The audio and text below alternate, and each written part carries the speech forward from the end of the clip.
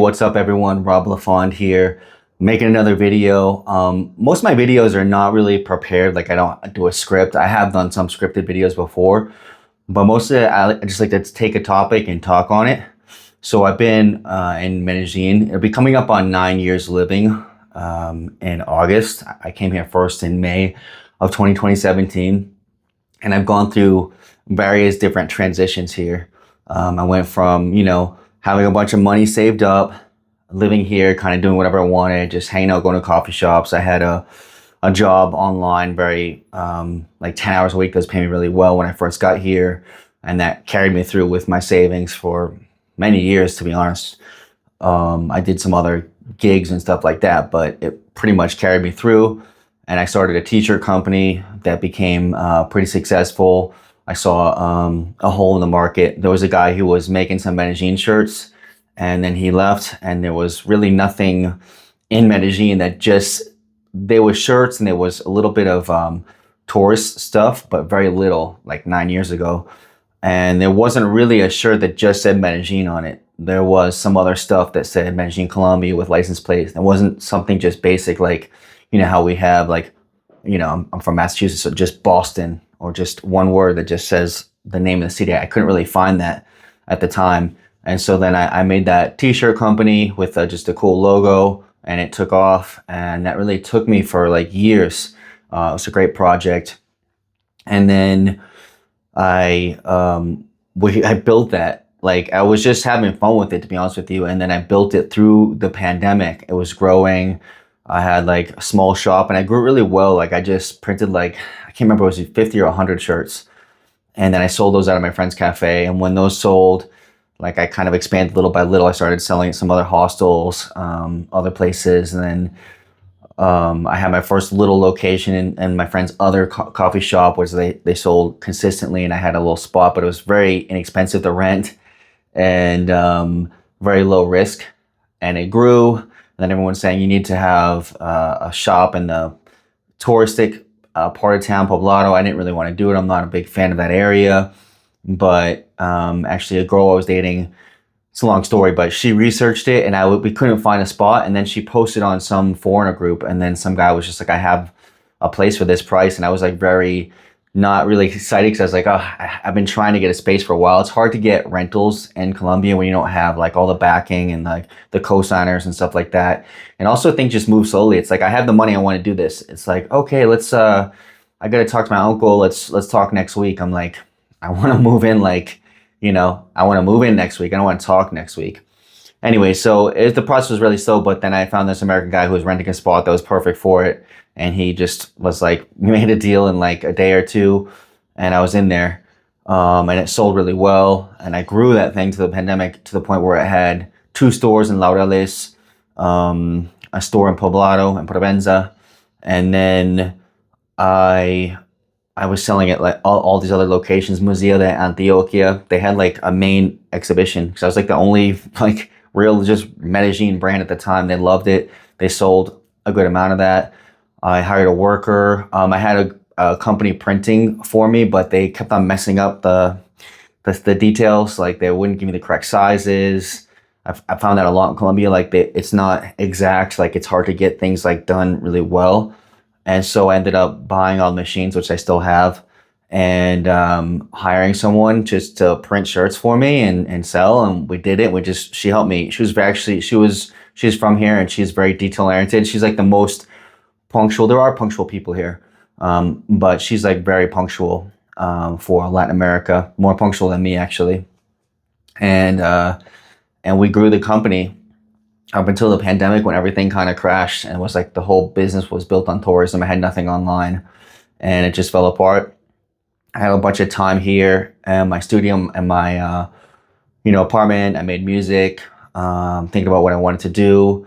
And I came back to this other idea where, I wanted to open up this public space. I had been doing events through my friend's cafe, through the brand, and that had grown. I liked growing the community. And so I was like, oh, I think it's time for my own spot. And I did that. I had, gutting some financial backing for that. Just a little bit. It wasn't a crazy amount.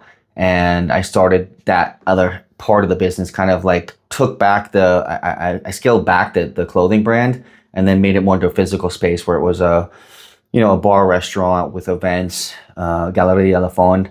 And, that was a challenge in itself. Just I had workers here, but that was a whole other level of having, people employed working with food. It was really difficult, to be honest with you. I mean, I had its ups and downs. I had some really big successes where we had the place packed, the kitchen was working, everything was amazing, and like it had big successes, but just the day to day, management of it wasn't easy, and I could have done a lot better. Those are just like growing mistakes of a business, but also just of a young entrepreneur. And anyways, that was a big challenge. I had a hard time making the bottom line. I kept on saying, well, after, people say 2-3 years for a restaurant, and I'm not a restaurateur, but I had this vision where it was like more of an event space, and I thought I could get it going and do what I always do is audiovisual production, which is my main thing I've always done. And I thought I could go into a point where I could focus on my audiovisual production. It would just make enough to keep it going, and I really enjoyed it, more of the social aspect and all that stuff. But it was just really hard to keep it going and have it funding itself, and with not a lot of management. I couldn't do it. In the end, I wasn't able to do it. There was also other issues with the space and other things, other factors. But and with sub-renting it, there's a whole other story there. But I closed that down last December of 2025, and that was a relief because at the last year it was really taking me down, and I had invested money into it, and financially it was just like, it was like a slow burn, slow crash. Where it's just like, okay, this thing ain't working, and now I'm spending time managing it and trying to get out of it, and I'm not spending time earning. And so it just put me in a difficult spot financially. And so more recently, someone had been asking me for this job. It was an SDR job, and they were like, we had this opportunity of working at this company, and I was like, I've never done sales. It's not really my thing, but I like the concept of it. I like the idea of, it's cold calling, and I personally was like, this is a good challenge for me because I like that kind of sale. Like I liked doing that, like learning intro, pain points, value propositions. It's all interesting to me because I think that kind of goes with every part of life. Like you're selling something everywhere in a way, relationships, what you want to do with your life, different projects, you always have to sell. And so I was like, this is a good thing for me to do. And I've been doing this job since January. And I think I started in somewhere in January, and maybe my first full month was in February. I can't remember exactly. It's around there. And it's been going well. They've been giving me more clients. I'm making steady income. I'm paying off all the other things that I had to do. And so I went from being just an entrepreneur into having a job where I'm working consistently. And I'll say like I've actually really enjoyed it.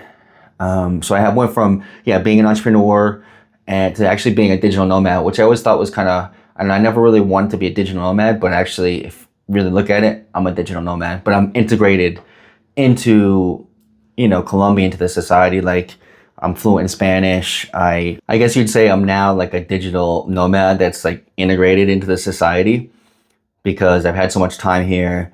I have friends, obviously my foreigner friend groups, but I'm not a digital nomad who's here just like speaking English all the time, only hanging out with foreigners. I have, international friends, but I have a lot of local friends, and I do a lot of local activities as far as dancing and the gym and all the other things that I work on, restaurants, places I like to go.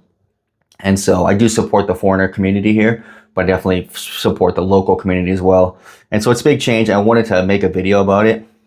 If you're looking to make a change in your life, I would say it's possible, and living abroad has been amazing for me.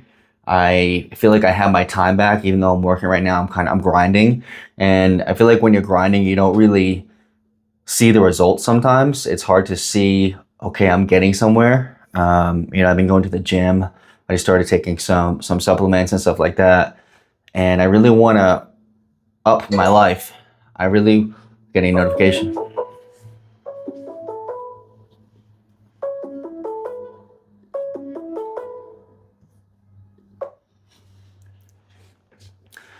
I'm really at a point where I want to like level up my life. I want to get to that super fit point, good income. And, I have different goals and aspirations beyond that. But right now I'm grinding and I really wanted to, yeah, hit that level. I feel like I've been at a lot of things in my life where I got to a fitness level where I'm decent, right? But I'm not like super fit, you know? I've gotten my finances good, but I'm not really stacking and really taking care of it. So I guess this is more of an inspirational video. I'm showing the journey of where I'm at and what I can do. I want to show you along the journey how it goes, grinding at the gym, grinding at this job for now, stacking and really making it happen for myself. I want to level up on many different areas, my dating life and my finances and my health. Those are my 3 areas I'm really working on right now. And I'm doing it abroad, and I have a good opportunity here to, save money, work hard, and really hit it at the gym. So that's what my focus is. What's your focus? What are you doing right now? What's your projects?